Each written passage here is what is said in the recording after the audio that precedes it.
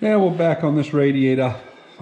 Just getting ready to put this down, and I'm going to measure from the housing up that center of that radiator clamp, a hose clamp, wants to be at 2 3/8, and that'll be just right for the brass piece. So 2 3/8. Now we'll see if we can get this stuff slid down, which might be a job, because I got it driven up there a little further than I'd like, but that's all right. Of course, they don't give you that long of a hose to work with either. So, let's see what 2 3/8 looks like now. So, 2 3/8 is right here. Yeah, we ought to go down there at least another 1/4 of an inch or so, I would say. I'm gonna quit right there. Yeah. Okay. That one there I gotta loosen. I'm gonna put these bolts here in. I'm gonna do that off camera, both sides. And that way it'll set the load for this, and I'll kind of wiggle it around, get it neutral, and we'll put the clamps to her. So that's what I come up with. 2 3/8 of an inch up to the center of that hose clamp, which is where we're at. So that should be holding that thermostat brass piece down. It's tight. I just got to tighten up these 2 clamps on the bottom now and put my lock washers and nuts on them 2 bottom bolts. And this old girl will be in. So anyway, we're gaining. Well, we're making progress. I'm straining the antifreeze through a coffee filter, and there's a paint filter behind it, but the coffee filter's doing the work. And that was brand new antifreeze before Freiburg Fair. So it's not old. If you think it's, 20-year-old stuff, it's fresh. It's just, I dumped it out and it got some debris in it, paint and whatnot from undoing stuff. But we're gaining on this old girl. We got the nose all hooked on. I just made this here. I don't know what these originally had. They always rode it up against that, and it always bugged me that that was always so sloppy. Because basically, the sloppier it is, it allows it to hit stuff down here. And I've got it now supported so it won't hit anything. So, anyway, yeah. So now, it runs nice and true. And I think it's going to make it, a little more sensitive on the throttle, because that won't pick up and down and have tension on it and everything. So, like I say, I don't know if they ever had anything like this original. It never did all the time I was a kid. It always just went up against this, and then, I don't know what it's supposed to have. If there's something in the parts book, I don't have a parts book for these things. So, if I did, I'd let you know what it was. But anyway, yeah, we're gaining. We're only about maybe a gallon left to filter. It filters very slow through that coffee filter. So that's what I've been up to. I got that little bracket made and just dubbing. I also went in, this one set of contacts in here was burned pretty bad, and I noticed when I started it and pulled the lights on, it was discharging. So I don't think it was charging like it's supposed to. I don't know if this regulator's any good. I believe it's the original one to the tractor. It's rustier than hell. It's been painted over 2 or 3 times, and I don't ever remember putting one on it. So who knows? But anyway, yeah, I'll bring you back when I get something else done. Okay, we got some paint on, got the hood on. The only problem is I'm lacking antifreeze. When I took it up Freiburg Fair, I lost a little bit when I was working on stuff. And plus that top radiator tank was leaking. So needless to say, I need about another gallon or so. But everything's pretty well going as planned. Tomorrow, piece of ash.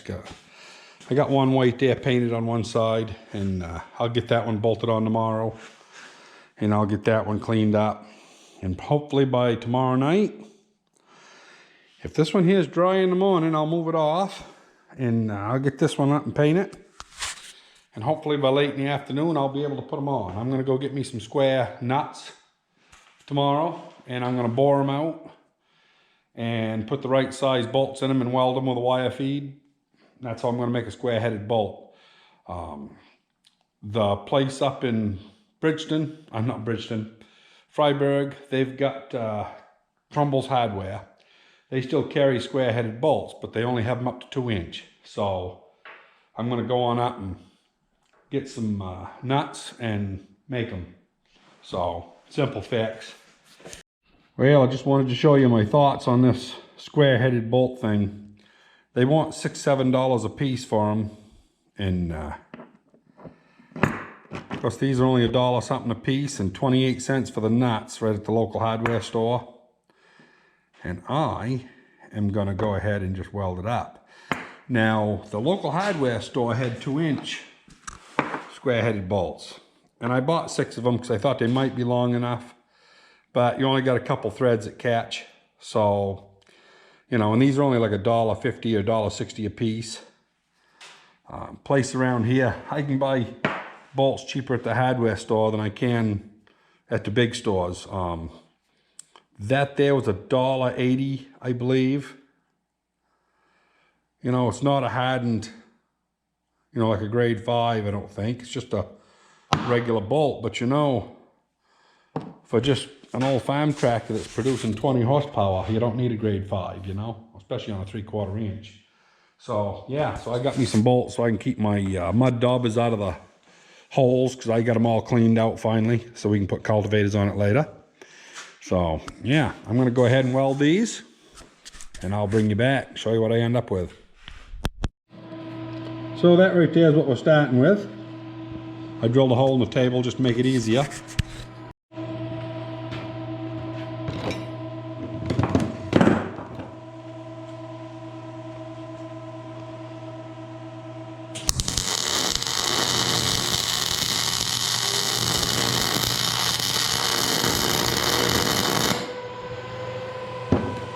That's all there is to it.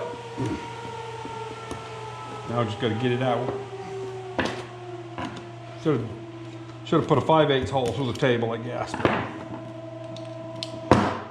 Anyway, we'll go. Yeah, the one that I showed you, I put it on backwards. You imagine that? That's what happens when you get the camera out. You don't pay attention. Anyway, nobody will see it. I'll put this one in the lathe and just round off the back a little bit.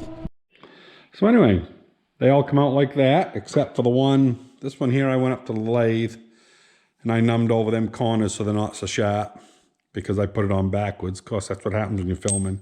But I've got 6 of them, and they cost me about $1.25 for the bolts and 28 cents, so less than $2 a piece plus a little bit of dubbing. So not bad. Well, yeah, put these old girls to work. That one there is one of the worst ones. I got off a little bit on the heat, but it still is. I'm only pulling 25, 30 pounds on them probably. Maybe 45 if I'm lucky. It definitely will hold the load. And it looks good from the back side. Time we get some paint on it.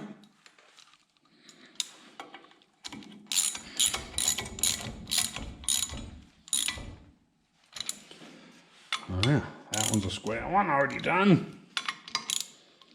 That was my first one that I was trying.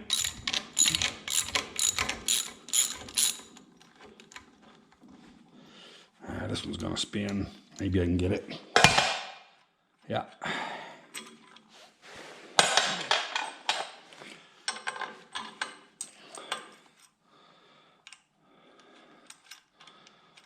Much better than having hex heads back there.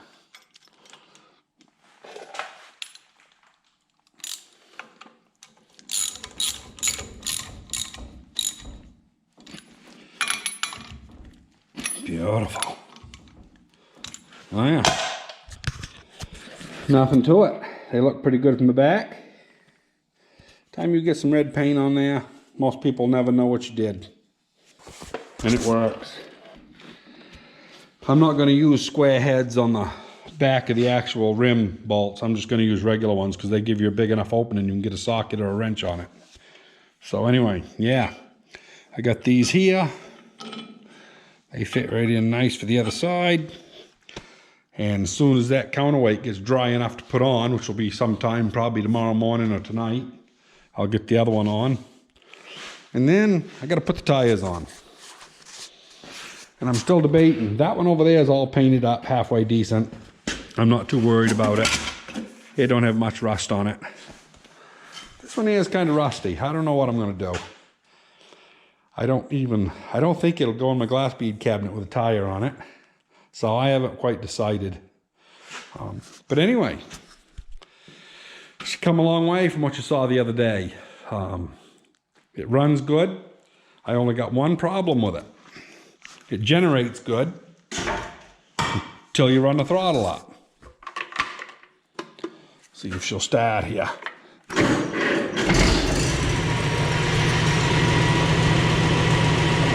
Generating real good. Now as you put the throttle up,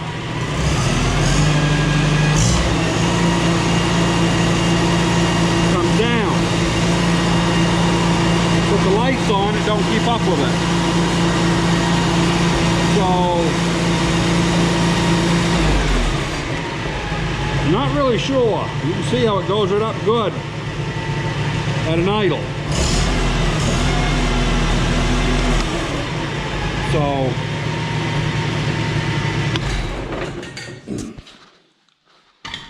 and I also got a little drip down there, and I haven't figured out yet. It's not coming from there. It's not completely full in the top tank yet, but that's either coming out of, oh, right there. I guess I gotta take the hood off, tighten that clamp right there. Yeah, that bottom clamp's leaking. Anyway, I kind of expected that because it was so rough. But this here, that's plenty tight enough. I don't know what's going on here. I'm wondering if the brushes aren't bouncing because they haven't got seated in yet. It's a brand new set of brushes. So I'm not really sure. But, well, I say it's a brand new set of brushes. I don't remember now. I've done so many starters and generators. I don't remember what I did. But anyway, this is going to be the end of this video. I'm going to go on up and throw another card, and we'll go work on the greenhouse. We're going to start up number 3, the 3rd greenhouse over from the road. So, anyway, that'll be our next little project. Yeah, okay. I was going to tell you a story about these Super Cs, but I guess I got time enough to. I haven't got too much time written on this card yet. Over in Naples there, where I grew up, on the next road over, about the same distance from the village, there was some boys over there that, oh, I don't know, there's 8 or 10 of them in the family, had boys and girls and whatnot, big family. Probably one of the biggest ones in town. And when they were young, they didn't have a vehicle, they couldn't afford one. In some ways, they picked up a Super C. I say it was a Super C. It might have been a C, but it was one or the other. And they unhooked the governor on it and used it for a car. And I never would have dreamed that that thing would do 25 miles an hour. I mean, you go up the road, follow them, and that thing sounded like a bumblebee turning. They just unhooked the governor down here and hooked a linkage from here right up. And they just had a hand throttle there. They just shoved her right up and let her, whatever she'd run, you know, just full throttle, you know. It's just like putting a V8, just holding it wide open. That's basically what they did. And that thing, they drove it for, Christ, 5-6 years like that. It's crazy. And it never blew up that I know of.